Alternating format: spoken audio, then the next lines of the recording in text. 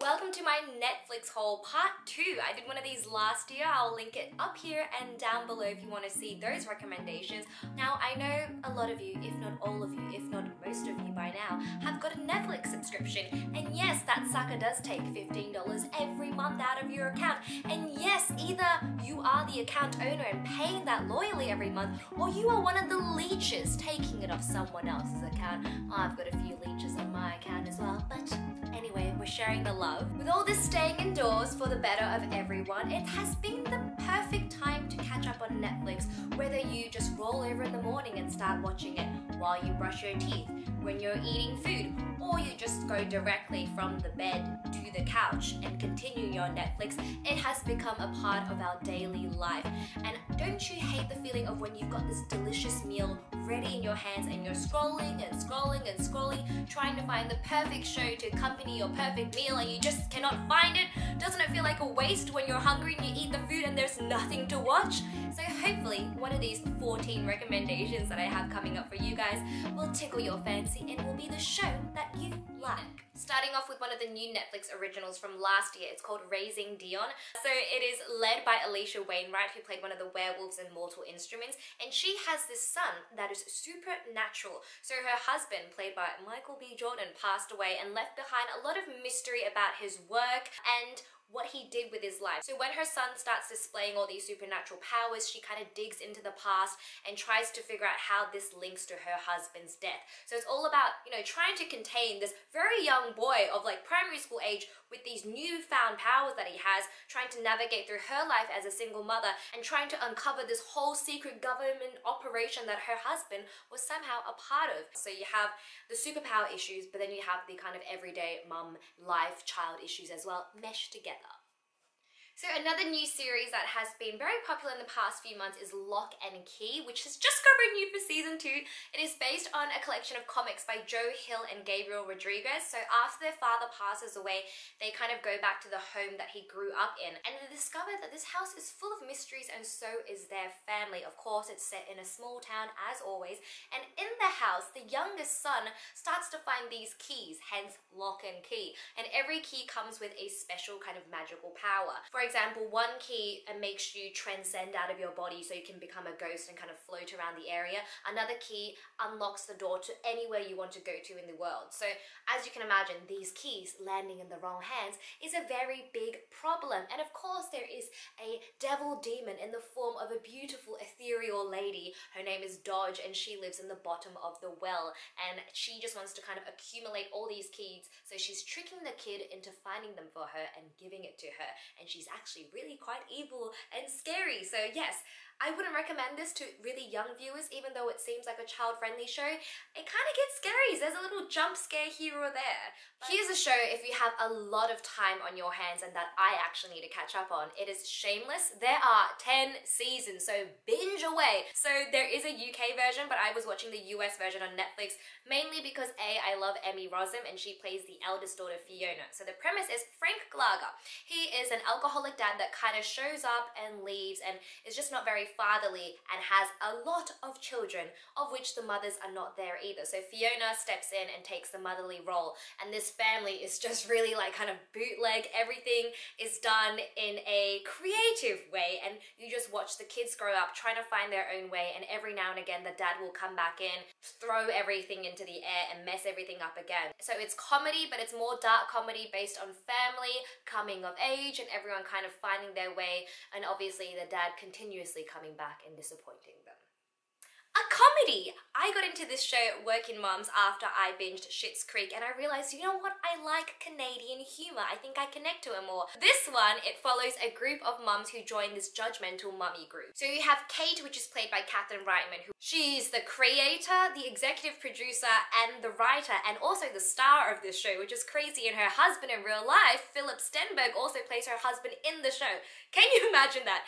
Anyway, she is kind of like a no-nonsense, really straight-edge PR executive person, And then her friend Annie is a therapist who's more kind of like go with the flow, surprisingly. And then you have Jenny, who's a little bit like timid and erratic and is an IT tech, I think. And then you have Frankie, who is a real estate agent and is just really boisterous. So they're all kind of like not your conventional mums, and there's always all these mummy mistakes and all the mummy groups that hate on them for doing everything slightly different than what you're supposed to do. So it's comedic. The first season was much more lighthearted, and I read that they use that lightheartedness as a gateway into showing everyone real issues that come with families, divorce, adopting, co-parenting, and just being a mom and raising a child, and all the mess and the joy that comes with it. So the seasons progressively get deeper and more emotional, but still maintain that comedy side.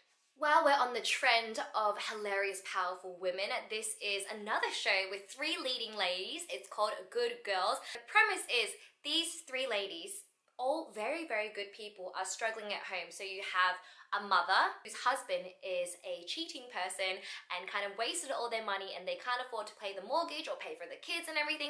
And then you have another mom whose husband is a very good police officer, and they have a very, very ill daughter who requires special medical attention. Of course, with that comes with bills. And then you have the youngest one who is a single mother and obviously is just trying to get her own life on track, but also help her son have a better life than she ever had. So with all these mounting bills and pressures, there comes a day when the good girls are just not so good anymore. So they kind of turn to like petty theft at the start, and they somehow get involved with a gang and then start working with the gang. So it's just really crazy. It's a drama, it's slightly comedic, and Mae Whitman plays the younger sister who was also in The Duff, so that's why I watched it. And Christina Hendricks is amazing in this. She's like the most gentle, perfect housewife ever, and then she goes like full gangster mode, and it's just wow. Okay, wow, I'm trying to go through this as quick as possible. No one has 2 hours to sit here and listen to me tell them about TV shows when they want to watch them. Okay, so the next one is a bit more action, drama, a bit more rough around the edges, a lot of swearing, some sex scenes, so don't watch it with young people around, and don't watch it if you don't like swearing. So it's called Animal Kingdom. It's based on actually an Australian film, which has Jackie Weaver in it, and now it's an American series. The lead character, Joshua, his mum has passed away. They've had a very, very rough life. His mum was not very dependable, and he kind of had to look after himself. So he decides to go live with his grandmother and his uncles and the whole family of the Codys. He quickly learns that the Codys rob things and they live a life of crime, and basically he is expected to join in their life of crime and help with their escapades if he wants to live this luxurious life they do. And obviously the grandma is kind of the whole leader of this gang, and you can imagine all the family relationships that will become so muddled and complicated when your grandma is the leader of a gang, and she's also trying to tell you how to rob things, and she's also trying to keep the family together and make sure you respect her, and she also pays you the money that you rob for her. So yeah, it is quite messy. And there's On My Block is a more kind of light-hearted comedy that still has very crucial undertones of what is relevant and happening to. It is a coming of age story of high school students, so you get to experience all, you know, the first loves, maturing, the birthday parties, the crushes on the lighter side. But then on the heavier side, these bunch of kids grew up in kind of like a more edgier, grungier neighborhood called Free Ridge, and we always know the nicer the neighborhood sounds, the less it is nice. So it is a very rough neighborhood, and one of their friends, Caesar, is born into kind of a life of gang and crime. His brother is the leader of the local gang group and is kind of expected of him to join it as well. Obviously, when you're in high school, you kind of just want to be a kid, be with your friends, do what they're doing. So the first season is kind of based around saving Caesar and making sure he doesn't join the gang. So through this kind of high school comedy, they're trying to bring through the real issues and what the kids are growing up into and what they're facing every day in kind of the South Central Los Angeles area that they've designed the show around. So this show really caught me by surprise. It follows 2 ladies who both have experienced a grief, and they join a grief group. Obviously, they're both very contrasting. The role that Christina Applegate plays, she's kind of very closed off, doesn't really believe in this stuff, is only doing it because she has to, and is really a negative Nancy. And then you have the other lady who's like really hippie, just wants to make friends, just wants someone to cry with, and against all odds, they become best friends.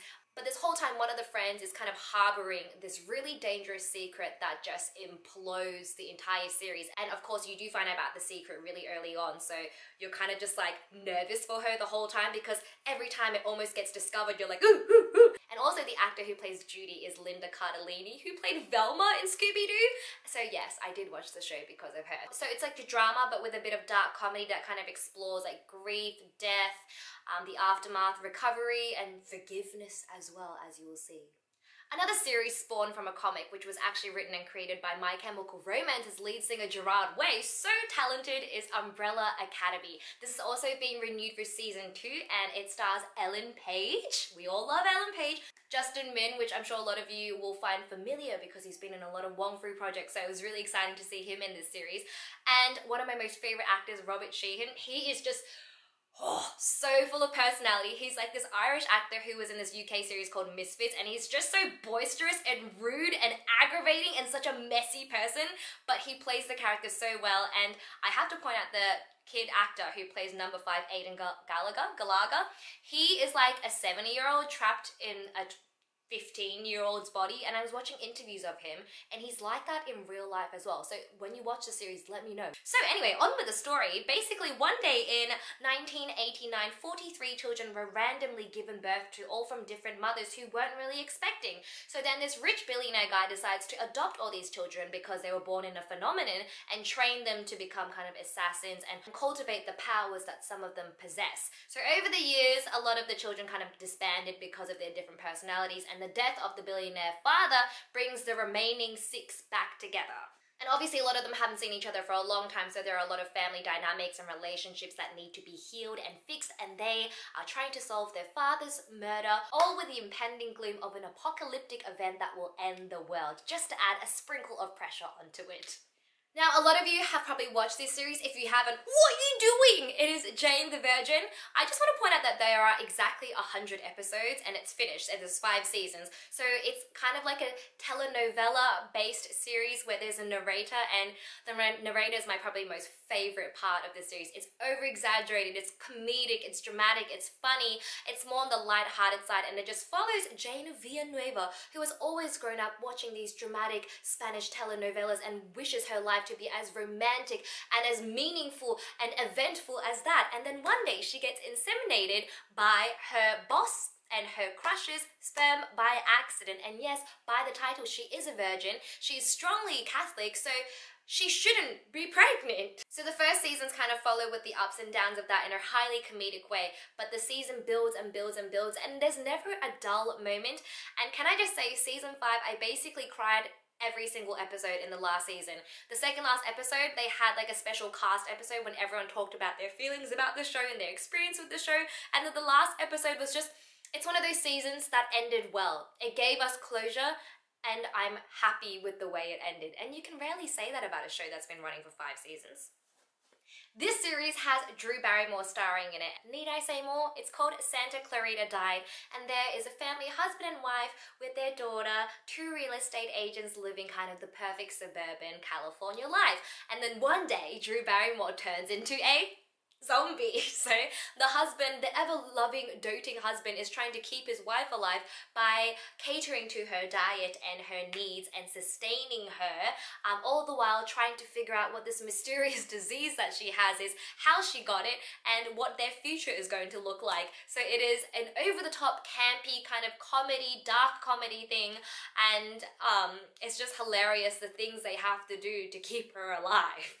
This one is more of a slow burner series, but I think there's only 10 episodes, so you can binge it pretty quickly, but you just have to kind of commit to it. So the first few episodes are a little slower. It's called The Society. Basically, a busload of high school students are dropped back to their high school after an attempted attempt at going on a road trip or something. When they get dropped off at the high school, none of their parents are there to pick them up. When they go home to their houses, none of the adults are around. No other people are around in this entire town but that one busload of high school kids. So the whole premise of this story is them trying to figure out what the fuck happened, them trying to figure out what the heck happened, them trying to lead a new society, hence the society name, who's going to be the leader, why they should be the leader, how they gonna delegate the roles to all the people in the town. So it kind of gets a bit political, but it's more of a thinking show. It's not that full of drama and suspense, but every time you watch it, you're kind of just like, what would I do if I was in that position? So it's kind of like a modern take on Lord of the Flies, and if you like that, you would like this one as well. It's a show that gets you thinking, even though it's kind of set in like, oh, a high school drama for teenagers way. If you watch it with a bit more thought process, it actually is very rewarding. If there was ever a genre that I love, it is post-apocalyptic series. And this one is probably one of my most favorite series that I've watched so far. It's called Colony. Unfortunately, there were only 4 seasons and it ended on a cliffhanger and I'm still really mad about it. But basically, aliens have invaded the Earth. But what I like about this series is that it doesn't focus on the aliens per se. It focuses on the reactions of the humans and how they deal with it and how they live with it. So some of the humans have chosen to band together and work with these aliens, whose overarching goal nobody knows, so they still might be trying to take over our world, but at the time they're just fortifying our world. And then you have obviously the rebellious side of the humans who are trying to fight against it. So it focuses on a family led by Josh Holloway, who played Sawyer in Lost, and how they are kind of flitting between working with the aliens and working against the aliens. So it's a lot of family dynamic, it's full of drama, it's full of suspense, and like, the aliens have infiltrated the highest levels of the government and everything, so it's just, I just can't even explain it. It's just awesome. And if you have other shows in that genre, please tell me. So if you like kind of like Falling Skies, or you like Revolution or Ascension, this is a good show for you, kind of like the sci-fi genre. Last but not least, I have to recommend a foreign language one, which I also was in. So this is called Chosen. The Chinese name is 沙无社. I filmed this in Australia in 2018, I think, or 17. It was a while ago. There's 3 episodes. It's a mini series. It's based on the US series, which I also recommend you go watch. Basically, these everyday folk just receive a box with a gun in it and a photo of someone and a countdown, and you have to shoot and kill that person, otherwise someone will kill your family. And there's like the watchers who watch this whole game play out, and they just want to ruin your lives basically. I play this girl who doesn't really have a home and is just kind of like a little rebel running through the streets because her whole family has been murdered by this game. I don't know why I'm saying that with a smile, but yes, it's Chinese. It's filmed in Sydney. It has a lot of beautiful scenery. There's also like English in it as well, and there's some amazing Australian actors, so all the more reason to watch it. So there you have it. If my mathematical calculations are right, that is 14 shows. And hopefully I have at least recommended one show that you would like to watch yourselves. Let me know down below what shows you guys are currently binging, and please recommend me any good sci-fi shows. I'm currently also doing a lot of stay-at-home vlogs, so if you're at home by yourself or just want to watch something while you're eating your food that's not Netflix, you can also come watch my vlogs as well. Thank you so much for watching today's video. My name is Jenny, and happy Netflixing!